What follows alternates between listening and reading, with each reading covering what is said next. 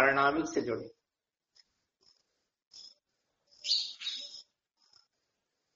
अपनी परिणति, अपना परिणाम अपने पारिणामिक स्वभाव से जुड़े। इस तीन लोक में यदि अपने परिणाम को, अपने उपयोग को या अपनी परिणति को जोड़ने लायक कोई वस्तु है तो अपना पारिणामिक स्वभाव।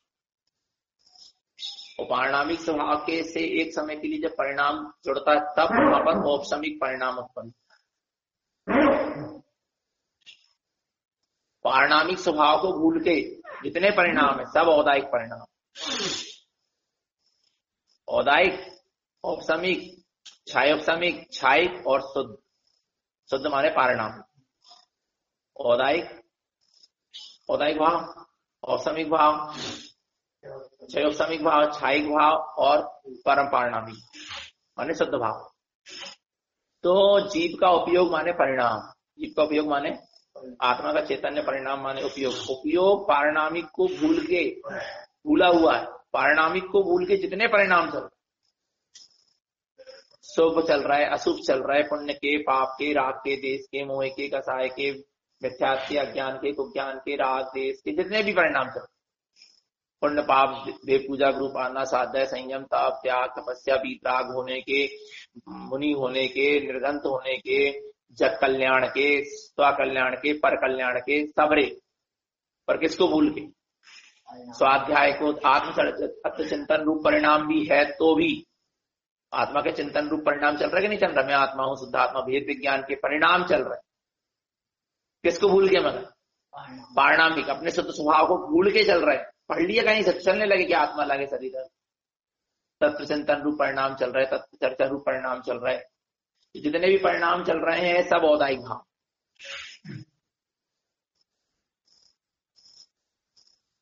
नहीं है समझ?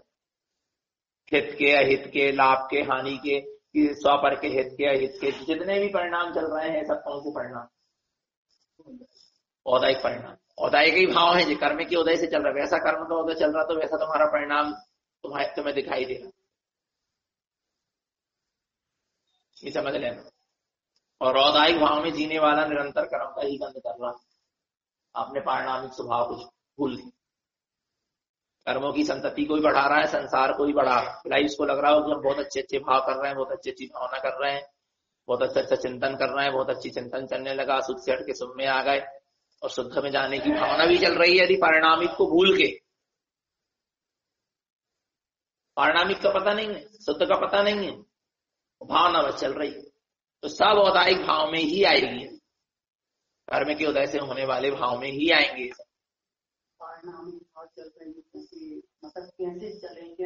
हाँ, पता चलेगा ना। औपसमिक भाव जब प्रकट हो गए तो औपसमिक भाव का प्रकट, उपसम भाव, कर्म के जहां कर्म क्या हो जाए, दब जावे, तो कर्म के दब जाने, जिस निर्मली के बीजे को या फिटकरी को पानी में घोरा तो क्या हो गया, वो कचरा नीचे बैठ गया, तो जो जल की स्वच्छता ऊपर आई, आ रहा नहीं है। ऐसे ही जब कर्म क्या हो जाए, नीचे बैठ जाए, सारे कर्म का उदय क्या हो जाए, कुछ समय के लिए नीचे बैठ जाए, उपसमित हो जाए, फिर जो भाव प्रकट होगा उसको क्या कहेंगे, औपसमिक भाव। तो कर्म का कर्म रूपी कचरा नीचे कब बैठेगा, और औपसमिक भाव का प्रकट हो जब वो एक समय के लिए जीव का उपयोग चैतन्य परिणाम अपने पारिणामिक स्वभाव से जुड़ेगा। अपने पारिणामिक स्वभाव माने शुद्ध आत्मा या शुद्ध तत्व या पारिणामिक, परम पारिणामिक भाव। शुद्ध भाव से जब एक समय के लिए उपयोग क्या होगा, जुड़ेगा। जब उस समय जब उपयोग अपने पारिणामिक शुद्ध स्वभाव से जुड़ता है, उसी क्षण जब उपयोग अपने पारिणामिक शुद्ध स्वभाव से क्या करता है, जुड़ता है, उसी क्षण क्या होता है, औपसमिक भाव प्रकट होता है। कर्मों का उपसम होने से जो भाव विशुद्धता प्रकट हुई, पर कर्मों का उपसम हुआ कर्म की योग्यता से, यदि कर्म में है उपसमित होने की शक्ति। पर मेरा पुरुषार्थ क्या रहा कि मेरा उपयोग, मेरा परिणाम अपने पारिणामिक भाव से जुड़ा, शुद्ध भाव से जुड़ा, तो यहाँ कर्मों का क्या हो गया, उपसम हुआ। पर कर्मों का उपसम होने की योग्यता स्वयं कर्मों में थी। जैसे सूर्य का उदय हुआ तो कमल खिल गया, तो कमल सूर्य के उदय से नहीं खिला, पर कमल में स्वयं योग्यता थी खिलने की, सूर्य का उदय उसमें निमित्त है। ऐसे ही मैं अपने मेरा उपयोग, मेरा परिणाम, चैतन्य परिणाम अपने पारिणामिक स्वभाव से क्या हुआ, जुड़ा। नहीं, किससे जुड़ा? पारिणामिक स्वभाव से जुड़ा। तो यहाँ क्या हो गया?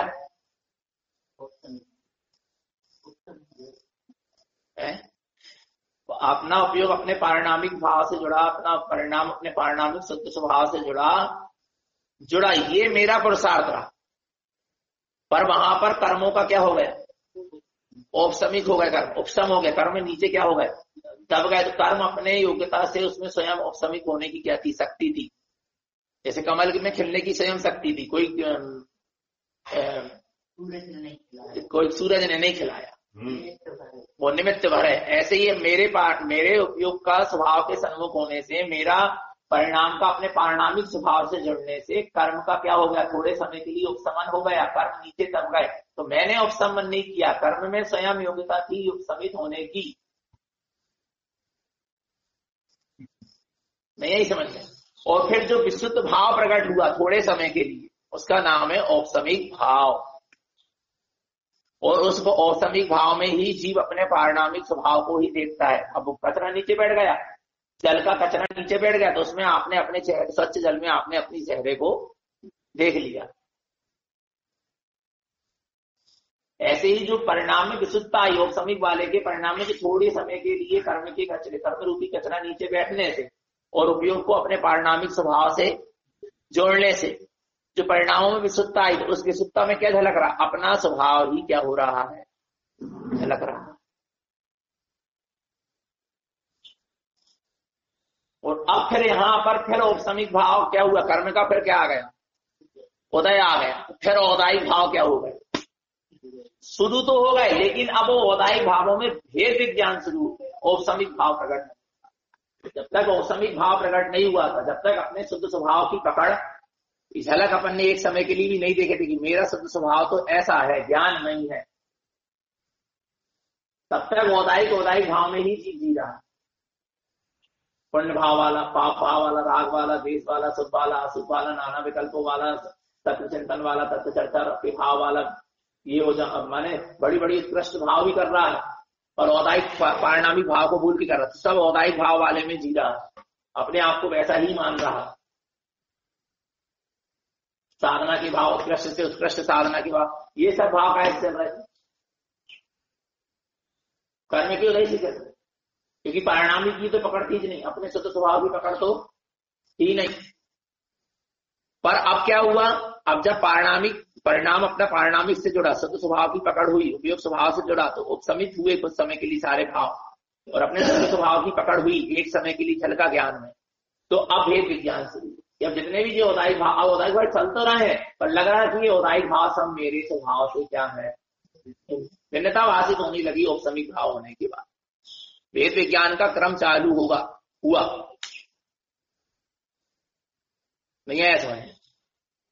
और फिर वो पुरुषार्थ करके फिर अपने स्वभाव से क्या करना चाहता, फिर जुड़ना चाहता है।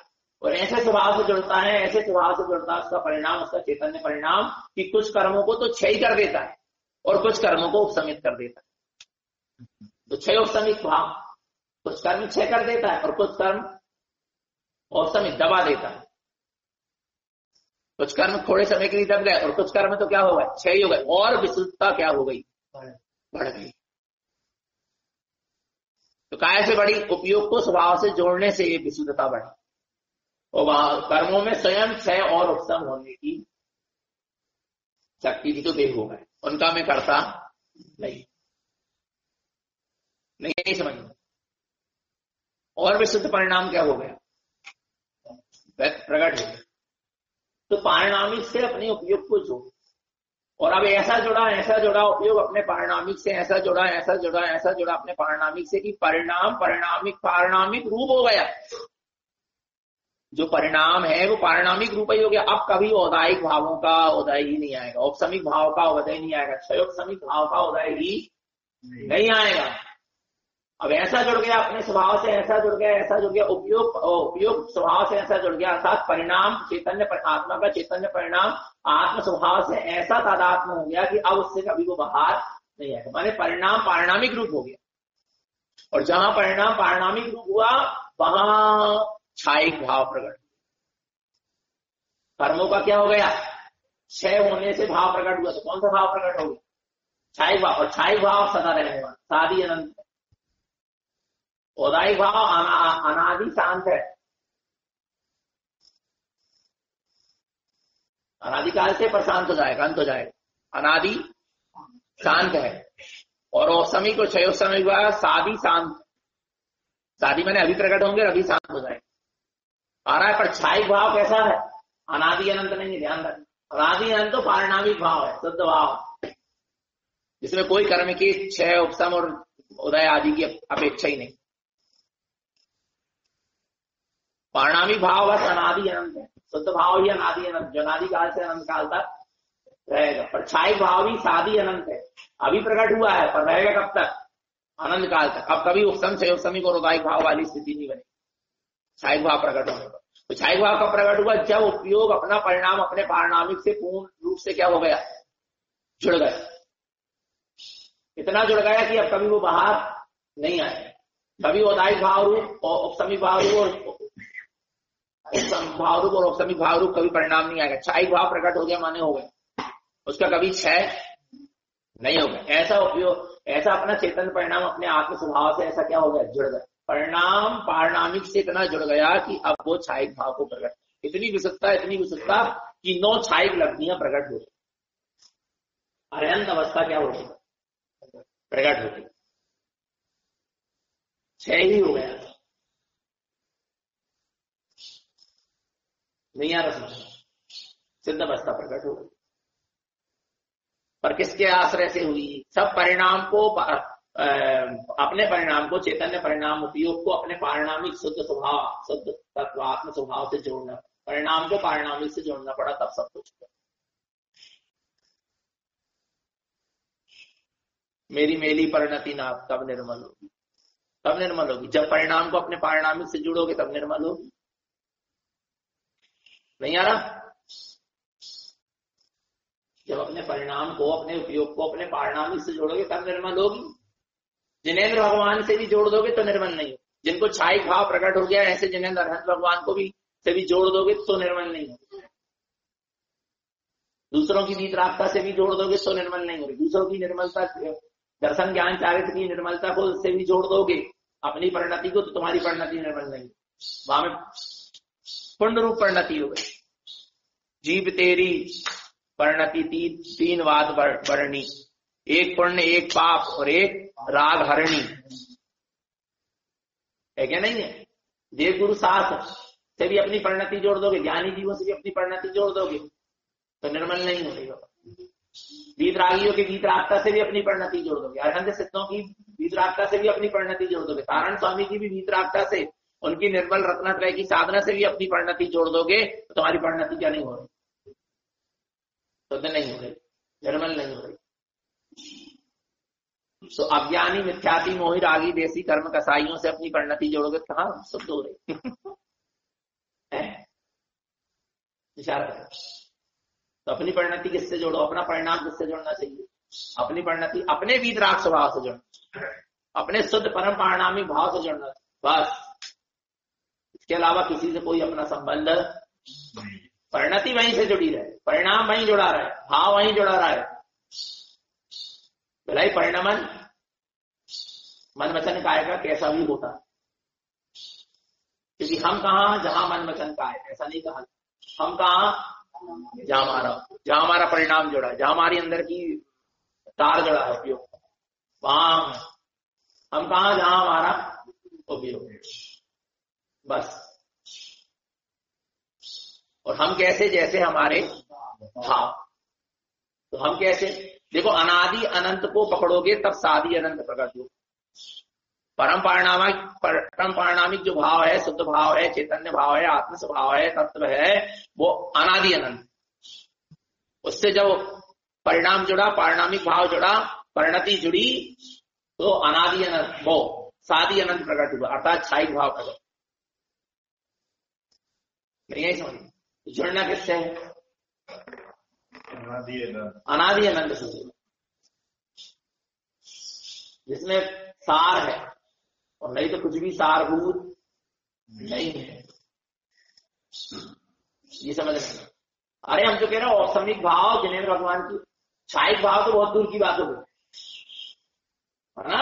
औपसमिक भाव भी जिनेन्द्र भगवान की देवगिरी शास्त्री चरण शरण में भी औपसमिक भाव नहीं होता, से भी औपसमिक भाव नहीं होता। चाहे औपसमिक भाव भी देवगुरु शास्त्र की ज्ञानी जीवों की शरण से नहीं होता।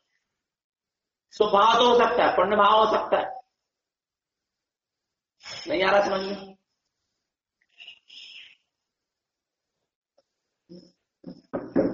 नहीं आ रहा। और छायिक भाव तो बहुत दूर की बात, औपसमिक भाव भी जो हो रहा है, क्षयिक भाव भी जो हो रहा है, कर्म थोड़ी देर के लिए उपसमित हो रहा है, कर्म का थोड़ा क्षय थोड़ा दब रहे हैं, वो भी अपने स्वभाव के आश्रय से ही होगा। दूसरे के स्वभाव के गीत गाने से, दूसरे के गुणों के गीत गाने से, दूसरों की महिमा को गाने से नहीं होगा। फिर छायिक भाव कहाँ हो? नहीं, हम जब सत्संग में रहते हैं, ज्ञानी जीवों के सत्संग में रहते हैं, देवगुरु शास्त्र की शरण में रहते हैं, हमारे भाव उपसमित हो जाते हैं थोड़ी देर के लिए, हमारे कर्म उपसमित भाव हो जाते हैं, क्षय उपसमित भाव नहीं होते, शुभ भाव होते, बंद कसाय रूप भाव होते। आप क्या सोच रहे हैं? पुण्य भाव भी भाव है वो, जब तक पारिणामिक से, परिणाम पारिणामिक से नहीं जुड़ रहा, जब तक जितने भी भाव है सब ओदायिक भाव ही है, टोटल ओदायिक भाव। ये समझ लें। और जीव इसी भूल में रहता। हम जिस दिन व्रत नियम संयम करते, जिस दिन उपास करते, 10 दिन व्रतों में हमारे परिणाम बड़े उपसमित रहते हैं, उपसमिक रहते हैं, भाव में उपसमिक भाव प्रकट हो गया, कुछ नहीं हुआ उसमें। पुण्य कर्म दबा हुआ है, पाप कर्म का भी क्या, सॉरी, पाप कर्म दबा हुआ है, पुण्य कर्म क्या, पाप भाव दबा हुआ है, पुण्य भाव क्या चल रहा है तीव्रता से, उपसमित नहीं। उपसमित तो जब होगा जब पुण्य और पाप दोनों की धारा दब जाए, तब उपसमित। और एक शुद्ध भाव ही झलकने लगे। क्षय उपसमित जब है जब कुछ भाव, कुछ कर्म का, कुछ पुण्य पाप कर्म क्षय हो जाए, कुछ पुण्य पाप कर्म दब जाए, तब उपसमित। और ये सब पारिणामिक स्वभाव से जुड़ने से। जी बड़ी भूल में पड़ा है, सही बता रहे हैं? आप क्या सोच रहे हैं? आपको अपने परिणामों में शुद्धता लाना है, आपको कहीं जाने की जरूरत, कोई तीर्थ क्षेत्र में जाने की जरूरत नहीं, कोई सत्संग में जाने की जरूरत नहीं, कोई ज्ञानी जीवों की जाने की जरूरत। ईमानदारी की बात बता रहा है। आपको यदि जाना है तो अपने पारिणामिक स्वभाव की ओर जाओ। अपने पारिणामिक स्वभाव की ओर जाओगे तो अपने आप हमारे परिणामों में, भावों में शुद्धता आ जाएगी। नहीं आ रहा समझ में? और आप तीर्थ क्षेत्र में चले गए, देवगुरु शास्त्र की सत्संग में चले गए, अच्छी बात, ज्ञानी जीवों के सत्संग में चले गए, अच्छी बात, पर वहां जो तुम्हारा शुभ परिणाम चले, उसको तुम कहीं औपसमिक और क्षयिक भाव मत समझ लेना, अटक मत जाना। जब तक स्वभाव से परिणाम नहीं जुड़ेगा तब तक कोई औपसमिक और क्षयिक भाव प्रकट नहीं होगा। ये समझ लेना। हाँ, देवगुरु शास्त्र की चरण शरण में आने से भावों में विशुद्धता बढ़ती है, ये कहने की बात। विशुद्ध परिणाम नहीं होता, शुभ परिणाम है, विशुद्ध नहीं होता। विशुद्ध परिणाम तो जो परिणाम पारिणामिक भाव को छू कर निकलता है, शुद्ध स्वभाव को छू के निकलता है, वो विशुद्ध परिणाम। जो अपने पारिणामिक स्वभाव को छू के नहीं निकला, वो विशुद्ध परिणाम नहीं। सीधी सी बात, नहीं आ रहा समझ में? बोले बड़े अच्छे भाव चल रहे, अपने क्षेत्र में अपन व्रत नियम संयम कर रहे हैं, अपन स्वाध्याय कर रहे हैं, अपन सत्संग में रह रहे हैं, अपने बड़े अच्छे भाव चल रहे थे। जो औपसमिक भाव नहीं है, ये क्षय औपसमिक भाव नहीं है, ये विशुद्ध परिणाम नहीं है, ये सुबह परिणाम, सुबह भाव। विशुद्ध परिणाम वो कहलाता है जब वो पारिणामिक स्वभाव से छूकर जो परिणाम निकले, और निकल तो गया, वो पारिणामिक स्वभाव को छोड़ के वो परिणाम निकला तो विशुद्ध कहलाया, और फिर पारिणामिक से जुड़ने के लिए तड़प रहा जो परिणाम, वो है विशुद्ध परिणाम। जिस परिणाम में बार बार चल रहा है कि मैं स्वभाव से जुड़ जाऊं, स्वभाव से जुड़ जाऊं, तो ये क्या है? विशुद्ध परिणाम। मुझे फिर सत्संग मिल जाए, मेरे जीवन में फिर व्रत नियम संयम हो जाए, मेरे जीवन में फिर समाहिक हो जाए, मेरे जीवन में फिर देवगुरु शास्त्र की शरण मिल जाए, व्रतों के दिन फिर आ जाए, भक्ति के दिन फिर आ जाए, सत्संग के दिन फिर आ जाए, ऐसे परिणाम चल रहे तो सभी परिणाम। क्योंकि आपको पारिणामिक से जुड़ने के परिणाम नहीं चल रहे, शुद्ध स्वभाव से जुड़ने के परिणाम कहां चल रहे? ये परिणाम चल रहे हैं ज्ञानी जीवों को सत्संग, ये परिणाम चल रहा है कि तत्व की चर्चा सुनने मिल, तो सभी परिणाम है। क्योंकि तुमने उसी में आनंद, उसी के आनंद, तत्व की चर्चा के आनंद को लूटा है ना, ज्ञानी जीव के सत्संग के आनंद को लूटा, तो आपकी कोई परिणाम चल रहा है, आपको उसी में अच्छा लगा।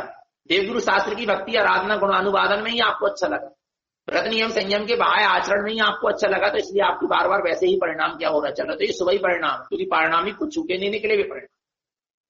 और जहां पारिणामिक को छू के परिणाम निकलता है, अपने शुद्ध परम पारिणामिक भाव को छू के जहां परिणाम क्या हुआ निकला, और जहां अपने शुद्ध परम पारिणामिक शुद्ध स्वभाव को छूकर परिणाम निकला तो विशुद्ध परिणाम। और उस परिणाम में क्या चलता, फिर ये सत्संग, ये देवगुरु शास्त्र की आराधना सब हो रही है, मजबूरी है मेरी, क्या करूं, पर मेरा ये भाव हो रहा है कि मैं कब फिर से पुनः उस शुद्ध परिणाम शुद्ध स्वभाव में डूब जाता, मैं कब अपने शुद्ध स्वभाव में निमग्न हो जाता, मैं फिर अपने पारिणामिक से मिल जाता। ऐसा परिणाम जिस परिणाम में चल रहा है उसका नाम विशुद्ध परिणाम,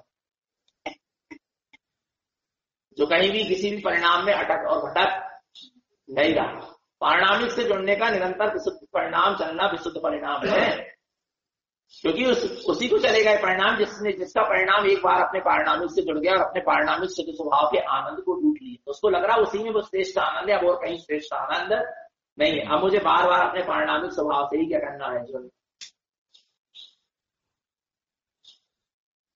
नहीं समझ, तब परिणति निर्मल होगी ना, ऐसे ही हो जाए है ना निर्मल परिणति है, नहीं आ रहा समझ, होएगी ना। पारिणामिक शुद्ध स्वभाव से तो जुड़ो, देखो अपनी भूल अपन को समझ में आना। अबे हम तो कह रहे गलती हो रही है, अपन से गलती समझ में तो आ जाए, कहाँ गलती हो तो सुधार हो, तो गलती कहीं पता नहीं चलेगा सुधार कहां से हो, नहीं आ रही समझ, तो किससे जुड़ो,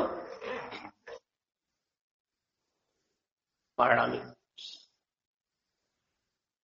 से जुड़ो। मन वचन काय का परिणमन अलग चीज और उपयोग का जुड़ना अलग चीज। देखो हम कहा, जहां हमारे, और हम कैसे, जैसे हमारे वहां, हम कहा जहां हमारा पे, इसमें पूरा जीव कांड, और हम कैसे जैसे हमारे भाव, इसमें पूरा कर्म कांड।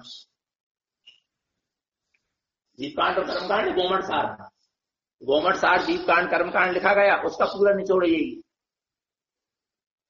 आत्मानंद महाराज जी ने उसका जब चिंतन किया और लिखा तो उसमें उन्होंने बताया कि पूरा सार यही है, जीव कांड का और कर्म कांड का। हम कहा जहां हमारा उपयोग, ये क्या है पूरा जीव कांड, जीव से जुड़ा है ना उपयोग, उपयोग किससे जुड़ा है, जीव से जुड़ा, उपयोग किसका है, जीव का, इसलिए हम कहा जहां हमारा उपयोग, इसमें पूरा जीव कांड है। और हम कैसे जैसे हमारे भाव, उसमें पूरा कर्म कांड, क्योंकि कर्म काय से जुड़े, भावों से जुड़े, भावों से कर्म, इसमें इसमें पूरा क्या है कर्म कांड। और जिसको जीव कांड और कर्म कांड की पहचान है वही सच्चा साधक है, वो किसी से प्रभावित नहीं होता, उसके अंदर में कोई चीज का फर्क नहीं पड़ सकता, उसको कोई चीज टच नहीं कर सकती, उसके आशा स्नेह लाज भय गारव आलस प्रपंच विभ्रम जनरंजन कलरंजन मनरंजन दर्शनमान ज्ञानावरण दर्शनावरण, ये सब इलाज, इसकी पकड़ होना चाहिए 17 से। जब तो 17 से पूरा 24 ठाणा में आया कर्णानी योग का विषय, ये सब कब मिलाएंगे, जब जीव कांड और कर्म कांड की सब्जी हो जाएगी। हम कहा जहां हमारा उपयोग ये पकड़ में आ गया जिसको, और हम कैसे जैसे हमारे भाव ये पकड़ में आ गया, तो ये समझ लेना और साधक की स्थिति बदल, माने वो श्रेष्ठ साधक, वास्तविक साधक।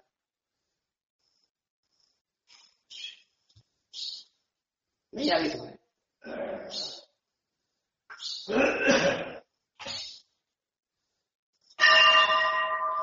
अपन अपने उपयोग को देखें कि हमारा उपयोग कहां जा रहा है, और हम अपने भावों को देखें कि हमारा भाव कैसा चल रहा है। यदि नहीं आ रहा, यदि संसार की फिसलन से बचना है तो भावों को देखो, और स्वभाव की ओर आगे बढ़ना है, नहीं आ रहा तो उपयोग की संभाल करो। कर्मों के बंधन से बचना है तो भावों की संभाल करो, और स्वभाव में डूबना है तो उपयोग की संभाल करो, और दोनों एक दूसरे पे आधारित। उपयोग की संभाल हो जाएगी तो यहां भावों की संभाल भी हो जाएगी, ये समझ। संसार से बचना है तो भावों की संभाल, नहीं आ रहा। और अपने स्वभाव में डूबना है तो उपयोग की संभाल करो। जब तक उपयोग की, देखो हर समय उपयोग की संभाल नहीं हो पा रही तो कम से कम हर समय भावों की तो करो। हर समय उपयोग की संभाल नहीं हो पा रही तो कम से कम हर समय काय की करो, भावों को तो संभालो। और हर समय उपयोग संभालने लगे तो भाव तो अपने आप संभल जाए। जैसा उपयोग होता वैसा भाव। जैसे उपयोग, पहले क्या बिगड़ता है? पहले उपयोग बिगड़ता है फिर भाव बिगड़ता है। उपयोग माने दृष्टि, पहले दृष्टि बिगड़ती फिर भाव बिगड़ता। दृष्टि में आता है कि ये मेरा है, दृष्टि में आता है कि ये मेरा नहीं है, तब एक दूसरे के प्रति भाव बढ़ जाता है। उपयोग जीव द्रव्य और पर्याय द्रव्य, भाव पर्याय, भाव पर्याय है और उपयोग स्वभाव जीव द्रव्य। ये समझ लो माने एक प्रकार से। तो स्वभाव को पकड़ो, पर्याय को मत पकड़ो। नहीं यही समझ। किसी भी उत्कृष्ट से उत्कृष्ट शुभ परिणाम को आप और समीक भाव मत समझ लेना। जब तक परम पारिणामिक को छूट के कोई भाव नहीं निकल रहा तब तक कोई विशुद्ध भाव नहीं। ये समझ रहे?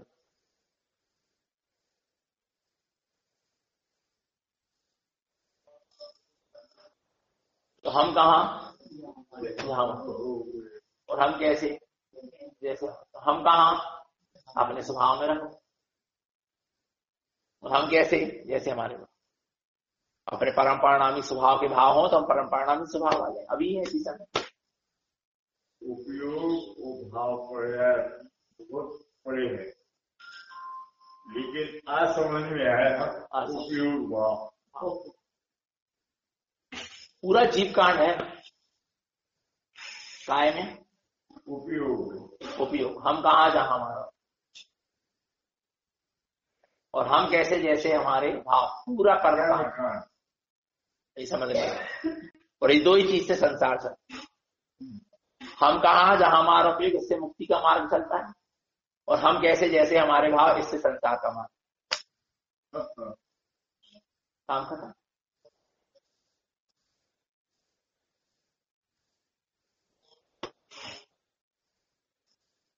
उपयोग संभलेगा, मुक्ति मिलेगी। भाव संभलेगा, मुक्ति मिलेगी, पुण्य मिलेगा। नहीं आ रही समझ? भाव संभलेंगे,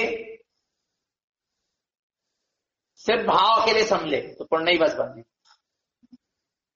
और उपयोग संभल गया तो मुक्ति मिलेगी, फिर भाव भी संभल जाए।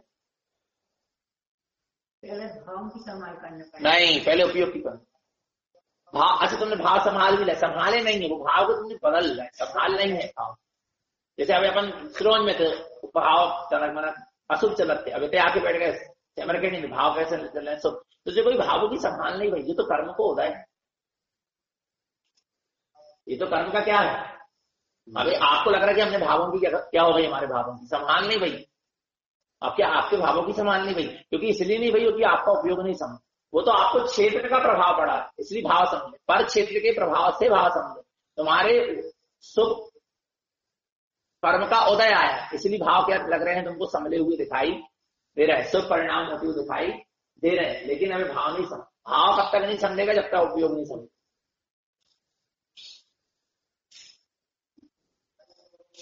नहीं आ रहा समझ? पहले उपयोग को क्या करना पड़ेगा? संभालना पड़ेगा, स्वभाव समझेगा। देखो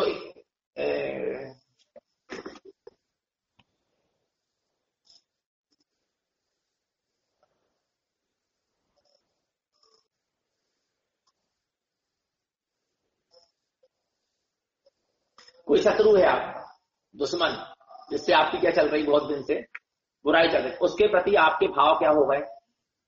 बिगड़ रहे हैं। क्यों बिगड़ रहे हैं? चीजों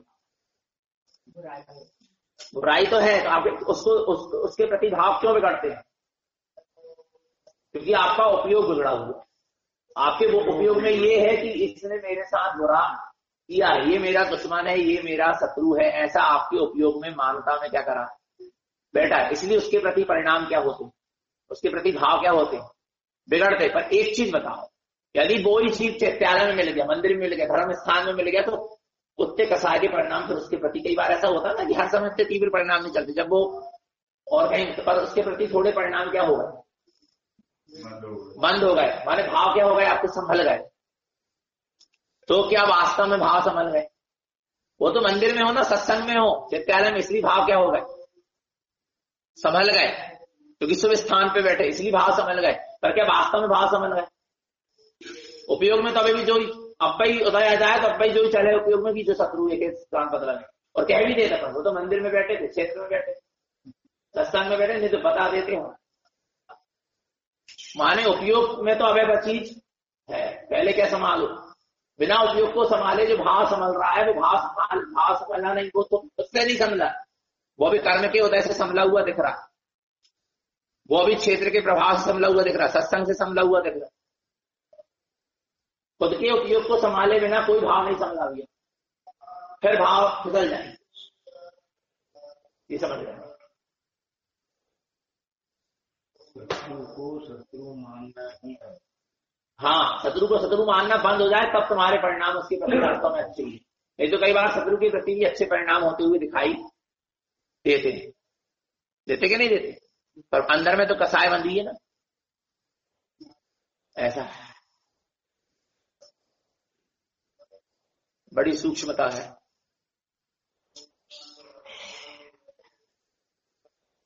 तो संभाल करना कि नहीं करना, ऐसा।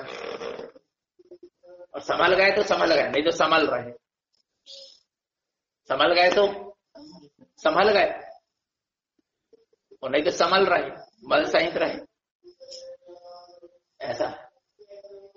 पर हमें तो एक बात और समझ आ रही है कि भावों को भी संभालना या उपयोग को संभालना तभी ही होगा जब हम बार बार सत्संग, उसके बिना भी होगा, अकेले नहीं होगा, क्योंकि कई बार बहक जाते हैं अकेले। सही बात।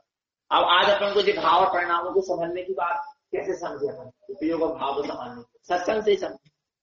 पर आदि मत हो जाओ सत्संग, अपना खुद का भी पुरुषार्थ करना और संतुष्ट मत, अटको मत। सत्संग में चले तो अच्छे भाव चले, अच्छे भाव नहीं चले, हमारे सत्संग में हमको सत्संग से ये लाभ हुआ कि हमको अपने वास्तविक परिणाम का बोध हुआ, वास्तविक उपयोग की संभाल का बोध हुआ, वास्तविक प्रभाव की संभाल का बोध हुआ। पर अब हमको करना खुद को है पड़े, बस। उपकारी का उपकार उतना ही मानो जितने में तुम्हारा क्या हो, नुकसान ना हो। उपकारी के उपकार को इतना मत मानो कि खुद को मार्ग अवरुद्ध हो जाए। अब किसी ने अपन को मार्ग बताया, अपन घोर जंगल में भटक गए, वन में घोर जंगल में क्या हो गए, भटक गए। वहां जंगल में अपन ने किसी ने अपन को क्या बताया, मार्ग बताया, भैया बाहर निकल लेगा। अपन को अरे भैया इतने दिनों से भटक रहे थे, भटक गए थे, इधर उधर भटक रहे थे, बड़ी मुश्किल से कोई मार्ग बताने वाला मिला, तुम तो धन्य हो, तुम तो। और भाई की बैठ के क्या करने लगे, जिंदगी भर पूजा करने लगे, आरती उतारने लगे, परिक्रमा लगाने लगे, पीछे जयकार करने लगे, सद्भावना समर्पित करने लगे, ओके लाने सब कछु देने लगे, और वहीं बैठ के अटक गए। उन्होंने जो मार्ग बताओ वह मार्ग में आगे नहीं बढ़े, तो क्या काम। उपकारी को उपकार जितने मानो जितनी जरूरत, और उपकारी को उपकार इतना ही कि उसने जो मार्ग बताया उस मार्ग में चलो, और उपकारी की तरफ से भी दृष्टि हटा दो और अपना उपकार कर लो। और जिसने उपकार किया है उसको जयराम जी की करो, हाथ जोड़ो, पीछे छोड़ो। सच में बता रहे हैं, उसी को पकड़ के बैठ जाएंगे तो क्या आगे थोड़ा ना बढ़ पाएंगे।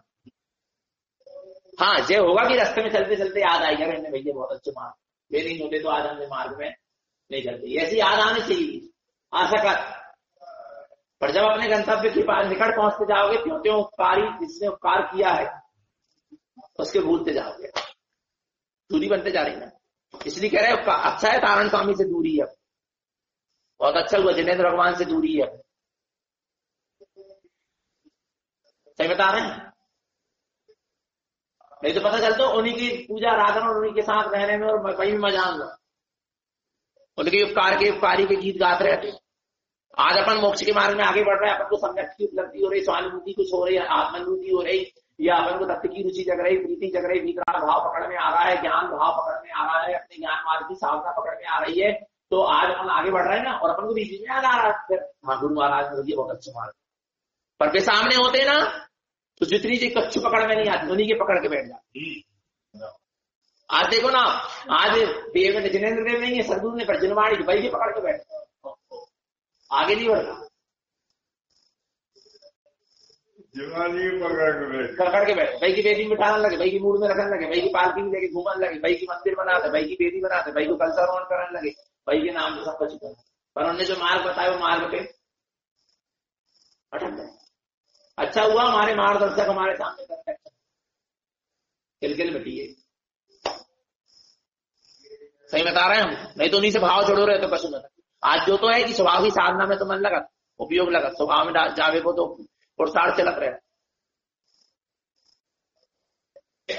और बहुमान आते देखो गुरु महाराज का, अरे गुरु महाराज ने तो अच्छे बार बताया, गुरु महाराज है ही नहीं सामने तो क्या करा, फिर अपने स्वभाव को पकड़ ले। और गुरु महाराज होते तो इच्छा होती चलो सिमर के लिए चलो गुफा में एक बार मिल आओ भैया, तो अच्छा मार बताया, आज हमको नई चीज पकड़ में आई, उन्हीं की कृपा से पकड़ में आई, चलो उनके पास चलो, उनके दर्शन कर आओ, उनके आहार दिया, उनके चरणों में ठोक गया और उनके पास गया। कम से अच्छो है, बहुमान तो आते, पर बहुमान दो गुरु महाराज के बहुमान हमें अपने आत्मा में पहुंचा दे, फिर आत्मा की बहुमान में डुबा दे। और बे होते उनके पास किसके जाते उपयोग और भाव, और कम से कम अभी बे नहीं है तो आज तो बहुमान साधना में आगे बढ़ा सकते, पर जो है कि फिर उपयोग अपने स्वभाव में है, क्योंकि वे है ही नहीं है, जो मैं सो तू सो मैं।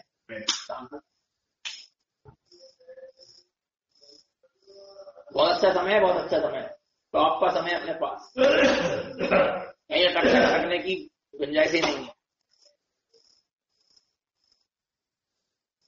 या फिर गुरु महाराज के साथ चलने तो सत्संग में बीत रागी होगी चलती, तो उनसे भी राग नहीं होता, फिर अपने स्वभाव में डूबते बढ़े आनंद। लक्ष्य को श्रेष्ठ बना के चलोगे तभी हम मंजिल को पा सकते हैं। ऐसा अब सही चीज बताओ तो लोगों की लगत है कि डांट पड़ गई, सत्य भी नहीं बोल सको, विचार करो।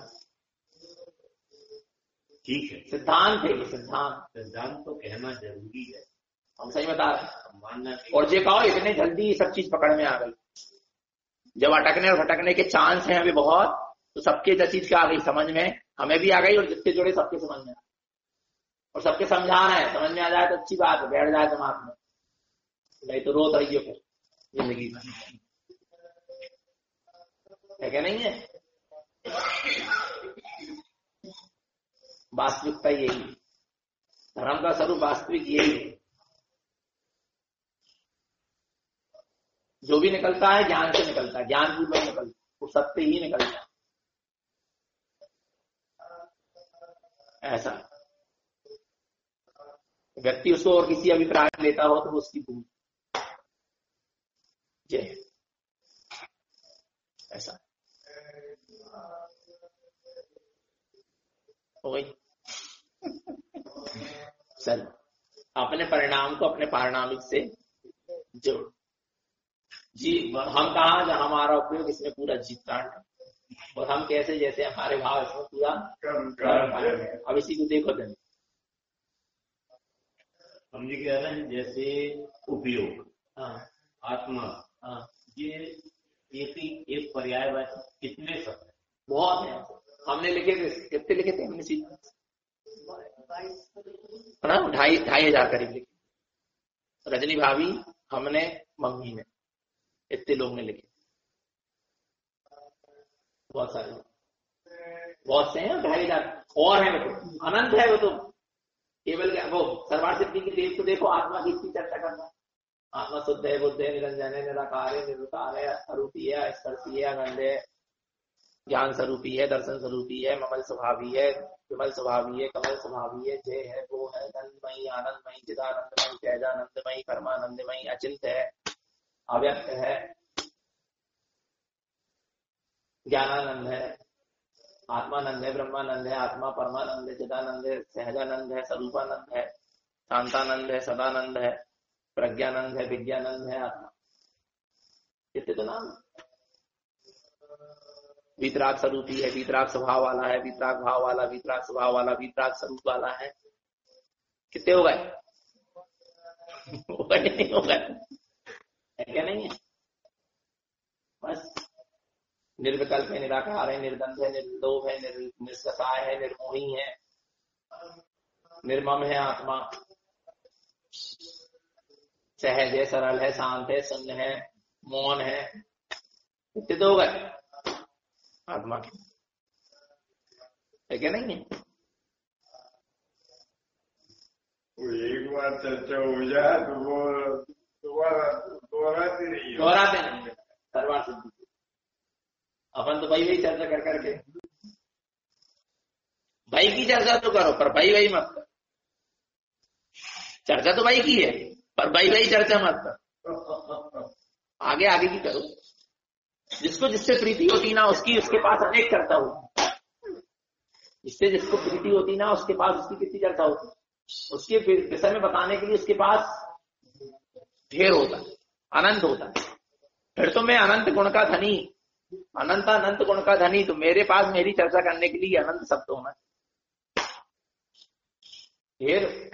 जब तो पूरा तो हाथ सांग रचा है, इतना अगम अथाय स्वरूप, तो भी वो पूरा नहीं कर पाया तो हाथ सांग आत्मा की वही कर।